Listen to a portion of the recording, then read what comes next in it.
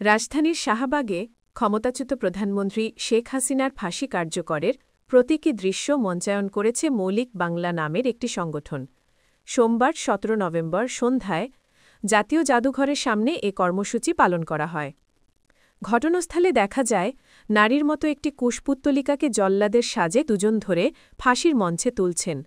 পুতুলটির মুখে শেখ হাসিনা ছবি লাগানো। এরপর সেটির মুখে কালো কাপড় পেঁচিয়ে দেওয়া হয়। এ সময় একজনকে ম্যাজিস্ট্রেটের ভূমিকায় রুমাল হাতে দাঁড়িয়ে থাকতে দেখা যায়। আমাদের ডামি ম্যাজিস্ট্রেট উপস্থিত আছেন, উনি ওখানে গিয়ে শেখ হাসিনার সাথে কিছু বার্তালাপ করবে, সেগুলো ব্যবস্থা আছে।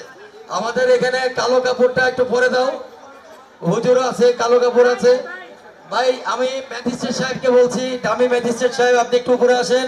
তিনি রুমাল ছেড়ে দেওয়ার পর জল্লাদের ভূমিকায় থাকা দুজন পুতুলটিকে ফাঁসির দড়িতে ঝুলিয়ে দেন।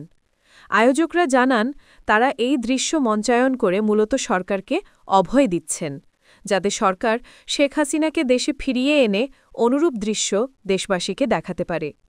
এ সময় সংগঠনটির নেতারা শেখ হাসিনাকে ফেরত দেওয়ার দাবিতে মঙ্গলবার ১৮ নভেম্বর ভারতীয় দূতাবাসে স্মারকলিপি দেওয়ার কথাও জানান। জুলাই গণঅভ্যুত্থানের সময় সংঘটিত মানবতাবিরোধী অপরাধের মামলায় শেখ হাসিনাকে আজ মৃত্যুদণ্ডের সাজা দিয়ে রায় ঘোষণা করেছেন আন্তর্জাতিক অপরাধ ট্রাইব্যুনাল ১। মামলার অন্য দুই আসামির মধ্যে সাবেক স্বরাষ্ট্রমন্ত্রী আসাদুজ্জামান খান কামালকে মৃত্যুদণ্ড এবং রাজসাক্ষী বনে যাওয়া পুলিশের সাবেক মহাপরিদর্শক আইজিপি চৌধুরী আবদুল্লাল মামুনকে ৫ বছর কারাদণ্ড দেওয়া হয়েছে।